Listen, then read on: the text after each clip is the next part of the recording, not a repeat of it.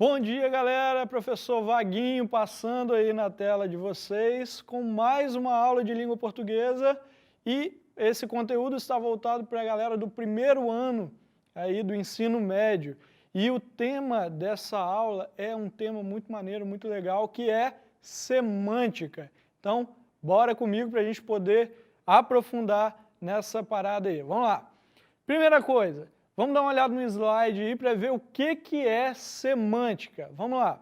Semântica refere-se ao sentido das palavras e termos que utilizamos na fala e na escrita.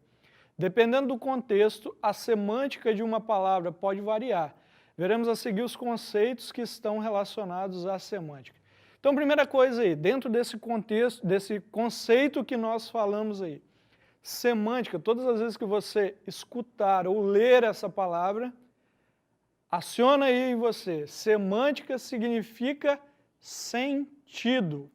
É o sentido das palavras. A gente pode ver aí que é o sentido próprio, sentido figurado. Uma palavra aí mudando o contexto vai mudar o sentido. Então tem muito a ver com interpretação de texto. E a gente sabe que, por exemplo, o Enem cobra muito interpretação de texto. Tem uma galera que se dá mal aí no Enem justamente porque não consegue identificar a questão da semântica, a questão do sentido. Lê uma palavra e não consegue dar um sentido a essa palavra dentro de um contexto. É justamente isso que nós vamos estudar na aula de hoje. Semântica. Vamos lá, vamos ver os conceitos que estão relacionados a esse tema. Primeiro conceito aí, nós vamos ver denotação e conotação. O que significa denotação e conotação? Significa o sentido real e o sentido figurado. Sentido literal e o sentido que vai ocasionar dependendo do contexto. Então vamos lá, denotação em primeiro lugar. Ocorre denotação quando a palavra está escrita em seu sentido original. Quando nós falamos de denotação, nós, professores de língua portuguesa, costumamos dizer que denotação começa com D de dicionário. Então, só para você lembrar aí, denotação começa com D de dicionário. Então, aquilo que está escrito ali no dicionário é o sentido real da palavra. Denotação tem a ver com o sentido real, aquilo que aquela palavra de fato representa. Vamos dar uma olhada no exemplo aí. Imagine a seguinte situação, alguém chega para você e fala, vá na sala 3 e pegue a cadeira que está quebrada. A palavra cadeira, o que significa a palavra cadeira? Significa o objeto onde nós nos assentamos. Isso é cadeira. Esse é o sentido real da palavra cadeira. Então, nesse caso aí, se você tivesse que dar uma resposta, teria que falar que a cadeira está no sentido denotativo, ou utilizou-se aí denotação para a palavra cadeira. Então, sentido denotativo refere-se a sentido real. Então, vamos ver sentido conotativo.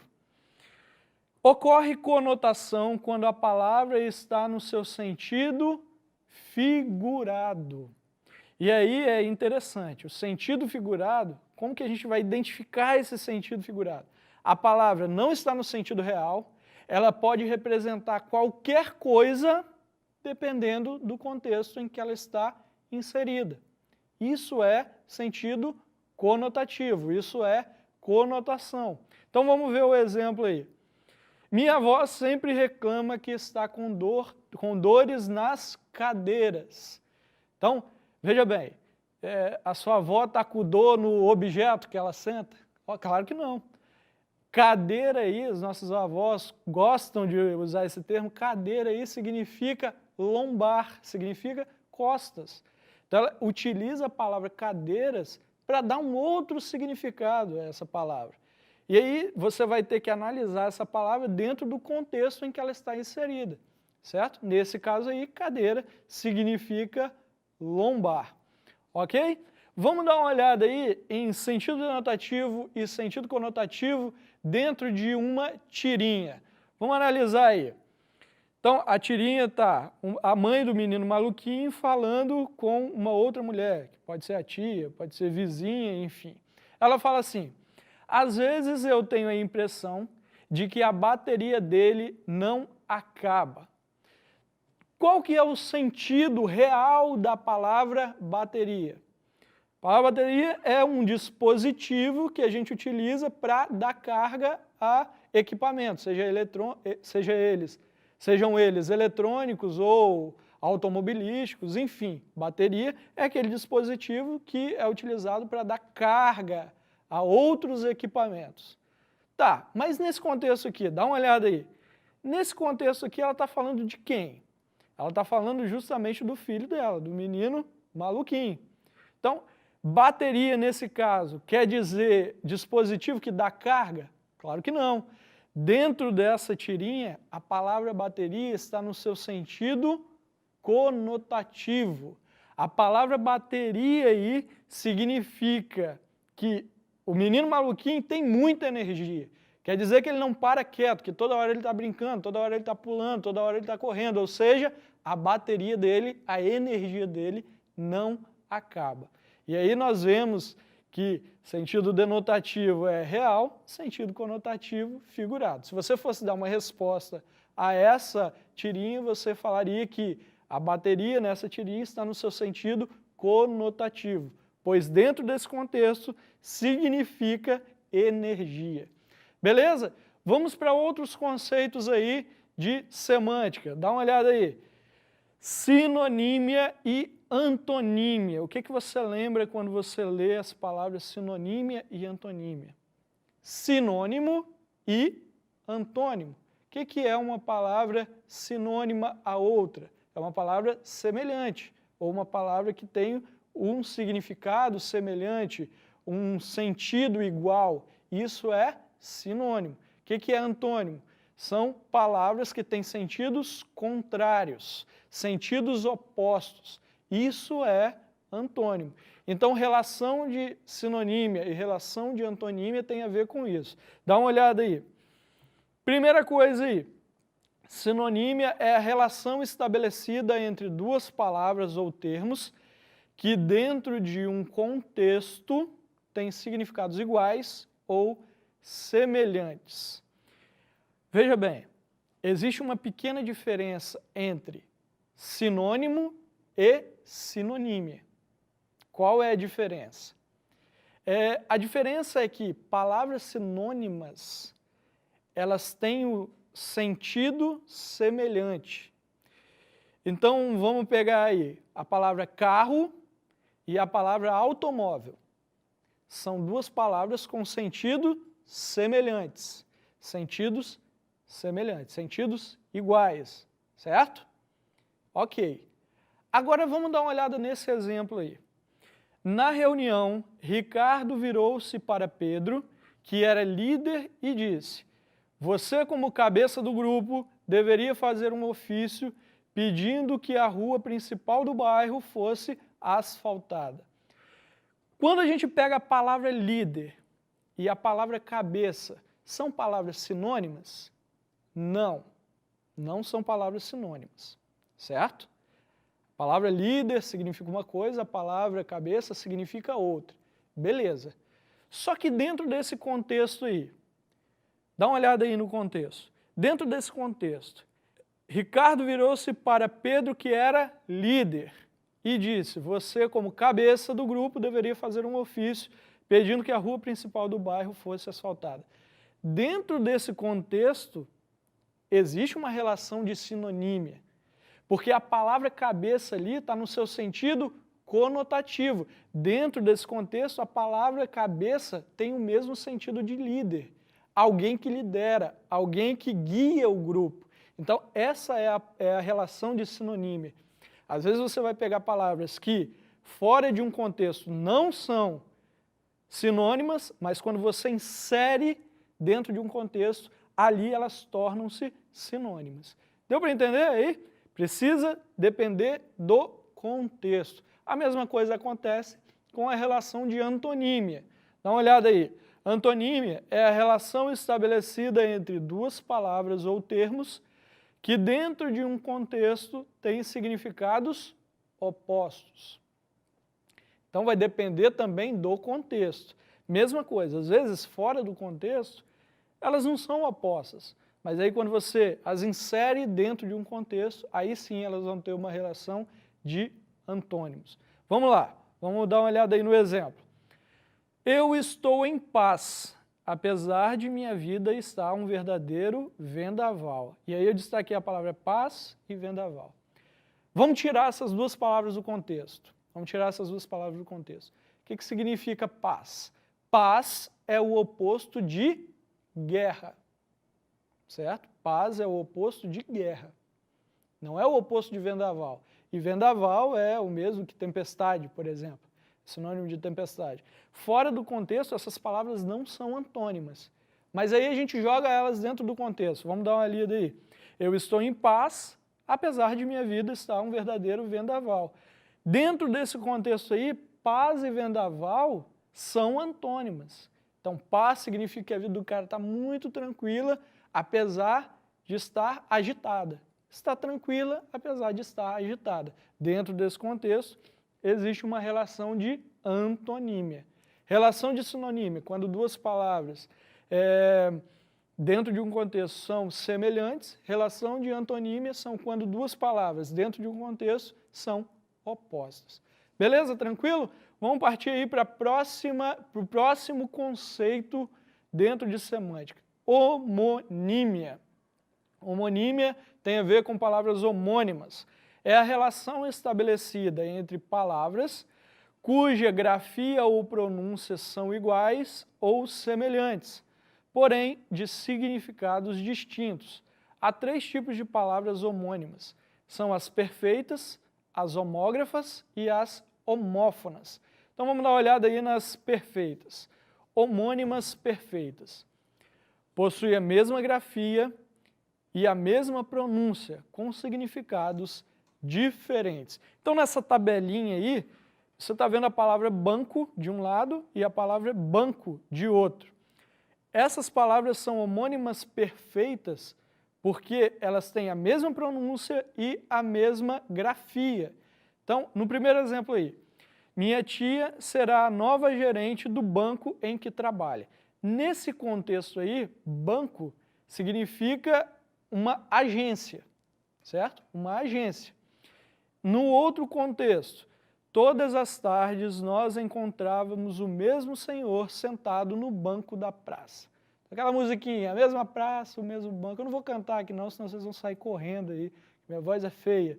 Mas elas são palavras homônimas perfeitas porque elas têm a mesma grafia, têm a mesma pronúncia, mas o significado delas vai mudar, o significado inclusive denotativo, né?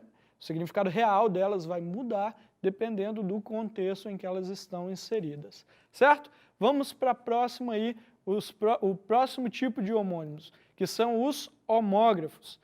São palavras que possuem a mesma grafia, mas a pronúncia é diferente.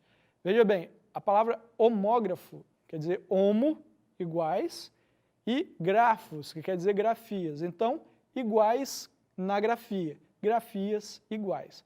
Só que quando a gente vai ver o significado, a pronúncia deles, desculpa, a pronúncia é muito diferente. Tem o mesmo jeito de escrever, mas na hora de falar a gente fala diferente. Vamos dar uma olhada aí nos exemplos. Vamos pegar a palavra lobo e a palavra lobo aí, a segunda da lista. Lobo é um animal que sempre é retratado como mau nas fábulas. Então, dentro desse exemplo aí, lobo significa animal. Se escreve L-O-B-O, lobo. E a outra, vamos dar uma olhada aí. Lobo. O lobo frontal é dividido em duas partes, córtex motor e córtex pré-frontal. Então, o que é lobo aí? Lobo é uma parte do cérebro. Eu não posso falar lobo frontal. Tem uma galera que fala assim, lobo frontal. Usa essa palavra, mas não é lobo que se fala, é lobo. Essas duas palavras são homógrafas. Tem a mesma grafia, porém a pronúncia é diferente. Dá uma olhada aí. Eu tenho aí a palavra de cima, governo e governo. Então, no Dia Mundial da Saúde, governo homenageia profissionais da área. Isso aí foi tirado de uma matéria do site da CEDU. E do outro lado, eu não governo esta casa sozinho. Então, são duas palavras aí que têm a mesma grafia, mas pronúncias diferentes. Outros aí, gosto e gosto, acordo, que é você estabelecer ali uma relação de igualdade ali, né? Fazer um acordo com alguém, e acordo, que é do verbo acordar, e a última, jogo e jogo. Mas assim, eu dei alguns exemplos aí, mas tem uma porrada de exemplos de palavras que se escrevem do mesmo jeito e que se pronunciam de maneira diferente. Vamos aí para o próximo slide, que é os homônimos homófonos, ou seja, palavras que têm a mesma pronúncia, mas com a grafia diferente. Existem também essas palavras que a gente pronuncia do mesmo jeito, mas alguma coisinha ali na hora de escrever é diferente uma da outra. Vamos ver aí. Tem o concerto com S e o concerto com C. Uma galera escreve errado aí em contextos diferentes por não saber isso aí. Ó, o conserto de sua moto ficará em R$150. E aí, esse conserto de consertar, de reparar, é com S, certo? Então, conserto com S é conserto de reparar. Só que nós temos um outro tipo de concerto, que é o concerto musical. Ó. O concerto da Orquestra Sinfônica do Espírito Santo acontecerá na próxima semana. Então, esse concerto aí é concerto de música. São palavras que têm a mesma pronúncia, mas com grafias diferentes. A mesma coisa acontece, por exemplo, com censo. Censo com S. O juiz teve bom senso ao apurar o caso. Então, é bom senso ou mau senso, certo? Então, esse censo aí é diferente do censo com C. Censo com C ali. O último censo mostrou que a Serra é o município capixaba mais populoso do estado. Esse censo com C significa coleta de dados de um determinado município, de um determinado estado ou determinado país. Então, existe uma diferença de significados aí, apesar da mesma pronúncia. E aí ele escreve essas duas palavras de maneira diferente, uma com S, outra com C. Outras palavras aí que têm a mesma pronúncia, mas se escreve de forma diferente. Cela e cela, cheque e cheque, acender e acender. São palavras que têm a mesma pronúncia, mas quando você vai olhar no dicionário aí, você vai ver que são significados completamente diferentes. Dá uma olhada no dicionário dessas palavras aí, faça esse exercício aí para você compreender o significado de cada uma delas. Beleza? Vamos para o próximo conceito aí, que é o conceito de paronímia. Paronímia é a relação entre duas palavras que são semelhantes na escrita e na pronúncia, mas com significados diferentes. Qual que é a diferença entre parônimos e homônimos aí? Tem uma diferença bem tênue, a linha é bem tênue. É que na hora de escrever, às vezes a gente escreve, ou até mesmo na hora de falar, a gente utiliza uma palavra por causa de uma letra. Elas são tão semelhantes que muda uma letrinha ali, tanto na hora de você escrever, quanto na hora de você falar. Quer ver? Dá uma olhada nos exemplos aí, dilatar e delatar. Primeiro, dilatar. Doutora, esse colírio vai dilatar minha pupila? Então, o que significa dilatar? Expandir. Então, quando você vai lá fazer um exame de vista, a doutora vai e pinga aí um colíriozinho no seu olho, você fica com o olho grandão assim. Isso é dilatar, expandir.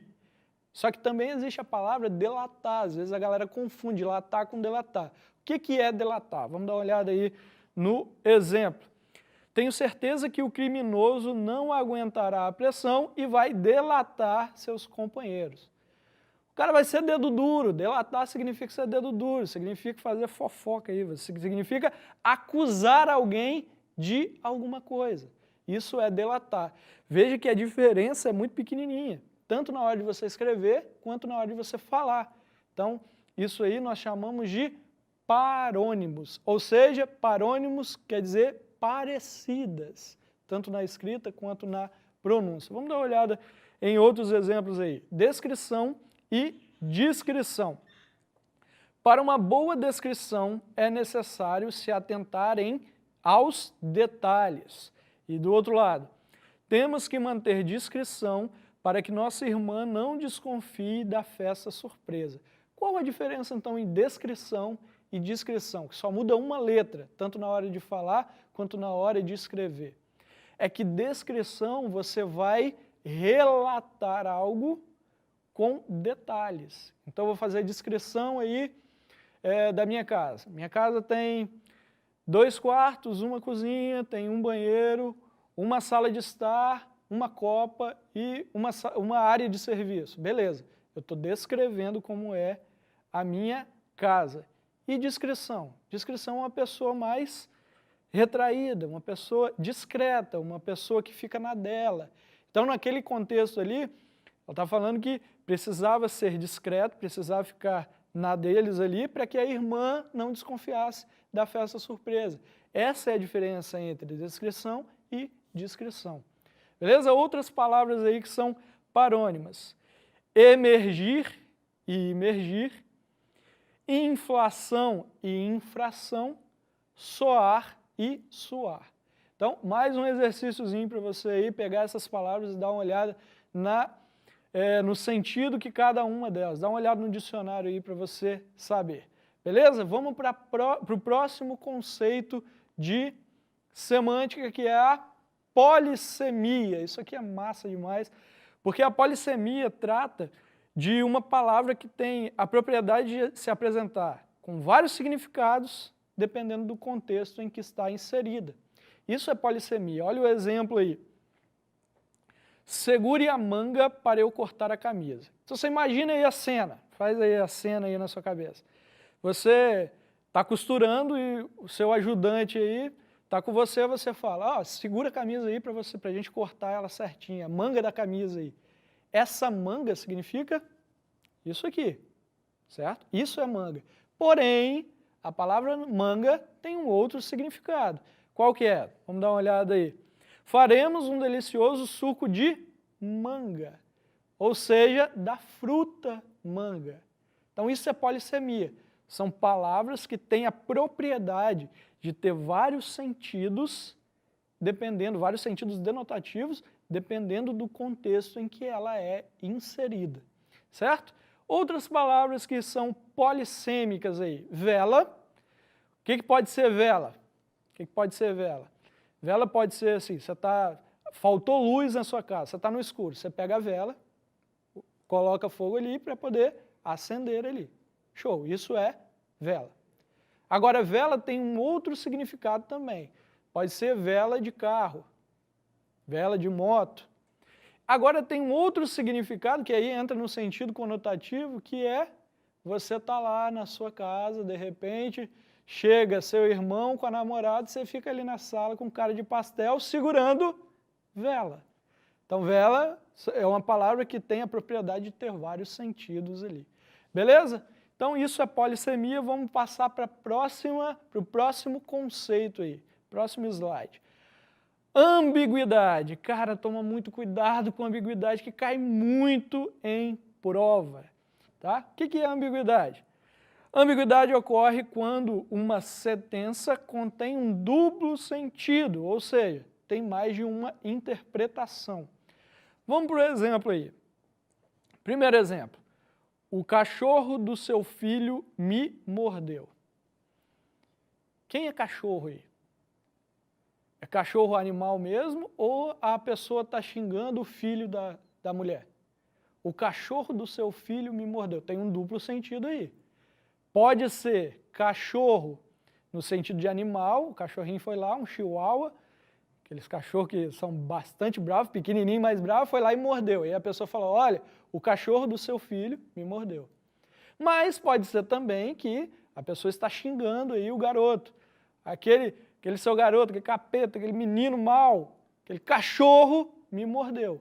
Só que dentro dessa frase, do jeito que está construída, fica ambíguo. Não dá para a gente saber do que está falando. Então dá para a gente fazer uma correção aí. Vamos corrigir essa frase. Olha lá.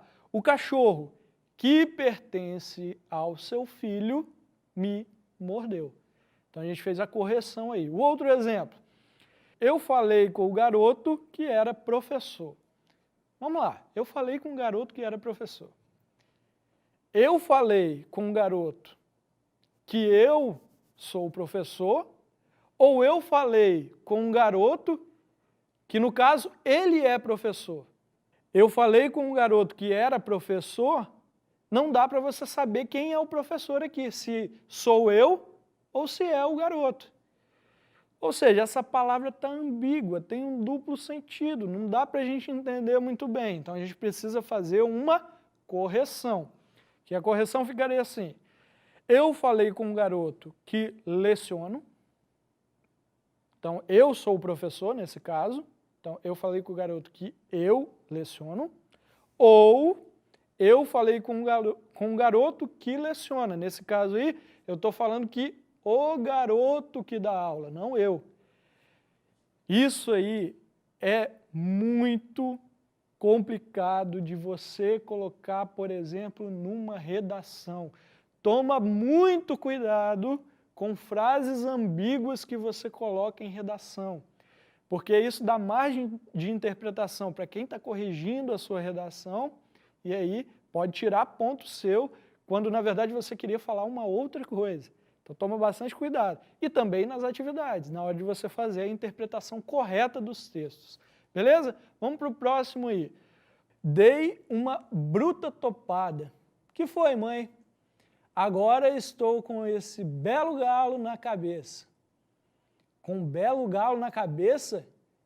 Diga quem é esse miserável. Então, vamos lá. O que acontece aqui? A gente está vendo aí uma galinha conversando com o filho, falando que deu uma topada e que ficou com um galo na cabeça. O que significa galo? Significa aí o calombo que fica na nossa cabeça quando nós batemos. Aí, o galo, marido da galinha, ouviu essa frase fora do contexto. Dá uma olhada na frase aí. Agora estou com esse belo galo na cabeça. O que o galo, marido dela, pensou? Ixi, agora ela está com outro, está me traindo. Certo? Quando a gente tira aí a frase do contexto, ficou ambíguo. Para poder saber o que ela queria dizer, o galo tinha que considerar todo o contexto. Então, essa é a dificuldade da ambiguidade. Às vezes a gente precisa considerar o contexto e a gente acaba analisando uma frase solta. Por isso que o contexto é tão importante, por isso que semântica trata, sobretudo, de contextualização. Vamos para o próximo aí? Hiperônimos e hipônimos. Hiperônimos são palavras com sentido genérico, ou seja, engloba várias outras palavras. Já hipônimos são palavras com sentido específico. Então, vamos lá, vamos pegar assim. Inseto é hiperônimo. O que é hiper? Grande. Inseto engloba vários sentidos. Não são vários sentidos, envolve várias outras palavras. Então, por exemplo, assim, se eu falo assim, ó, tá passando um inseto aqui na frente da câmera. Tá, beleza. Dentro disso que eu falei, poderia ser qualquer inseto. Eu generalizei. Eu coloquei essa palavra como num campo muito grande. Agora eu posso pegar e colocar uma palavra hipônima, ou seja, menorzinha aí. Eu posso especificar, ó, tá passando uma abelha aqui. Eu especifiquei qual é o inseto, certo? Então, essa é a relação de hiperônimos e hipônimos. Palavra que tem dentro de um campo muito grande, hiperônimos. Palavras mais específicas, hipônimos. Certo? Então, deixa eu pegar assim um outro exemplo. Vamos pegar o exemplo de mobiliário. Os móveis da minha casa estão estragados. Então, quando eu falo móvel, eu posso estar me referindo a qualquer móvel. Isso é hiperônimo. Vamos falar hipônico aqui. O sofá da minha casa está estragado. Pronto, eu restringi aí em algo menorzinho aquilo que eu quero falar. Então, é essa relação aí que tem nos hiperônimos e hipônimos. Vamos dar uma olhada aí, hipônimos, desculpa. Vamos dar uma olhada aí nas palavras que nós temos. Inseto, hiperônimo, mosca, abelha, vespa, hipônimos. E aí nós temos esporte, e aí nós temos basquete, tênis, futebol. Nós temos aí animais, e eu tenho cavalo, gato, cachorro, ou cão ali, do jeito que está escrito. Eu tenho ferramentas, hiperônimos e hipônimos. Eu tenho martelo, chave de fenda, alicate. Flor, eu estou generalizando, eu vou dar uma flor aí para minha namorada no dia dos namorados. Então, flor eu estou generalizando, mas eu posso falar algo menor. Aí eu posso falar rosa, margarida, azaleia. Eu vou dar uma azaleia para minha esposa, para minha namorada, para minha esposa, para minha noiva. Eu vou dar uma rosa, enfim. E eu tenho aí sentimento. Eu estou com um turbilhão de sentimentos aí. Eu generalizei. Ou eu posso falar, eu estou apaixonado, então eu restringi aquilo que eu estou sentindo. Essa é a relação de hiperônimos e hipônimos. Beleza? Então, semântica é bem tranquilinho, porque trata dessa questão dos sentidos. É uma matéria muito gostosa, é uma matéria muito legal quando a gente vai analisar textos, quando a gente analisa charges, tirinhas. Cara, a gente vê muito essa questão de sentido. E lembrando que, para eu poder analisar alguma coisa, seja ela um texto verbal ou não verbal, um texto que eu uso palavras ou imagens, ou ainda um texto misto, que eu uso palavras e imagens juntos, como foi o caso das tirinhas que nós analisamos aqui, eu sempre preciso analisar o contexto. Se você não analisa o contexto, se você ignora o contexto, pode ser que você não consiga fazer uma análise 100% correta. A grande questão que cai em provas e concursos de erros de alunos está relacionado justamente a não considerar o contexto. Sabe quando você vai fazer uma prova, você olha a primeira e a segunda linha e você já quer saber a resposta? Então, você não está analisando o contexto da coisa. Por isso que você precisa olhar o texto com calma, ler, reler, perceber o sentido das palavras que estão empregadas ali, considerar o ambiente, considerar quem está escrevendo, considerar onde está veiculado aquele texto, para poder entender qual o sentido que ali está expresso. E aí sim, depois que você faz a análise semântica, depois que você faz a análise de sentido, aí sim você pode ir com mais tranquilidade e responder. Porque enquanto você não faz isso, você pode dar um chute no escuro aí. E aí você pode, com certeza, errar. Você tem muito mais chance de errar a questão quando você não analisa o contexto por completo. E isso não só nas atividades, na vida também. Quando a gente vai fazer, quando a gente tem uma notícia, a gente precisa analisar todo o contexto para ver se aquilo ali é algo bom, é algo ruim, é algo viável, é algo inviável. Beleza? Então, essa foi a aula de semântica. Então, nas próximas aulas aí, a gente vai ver questões ainda relacionadas ao sentido das palavras, mas a aula de semântica termina por aqui. Então, eu desejo a você bons estudos, boas aulas, que você aí aumente o seu nível de interpretação com a aula de semântica e eu vou ficando por aqui. Grande abraço aí, valeu, fui!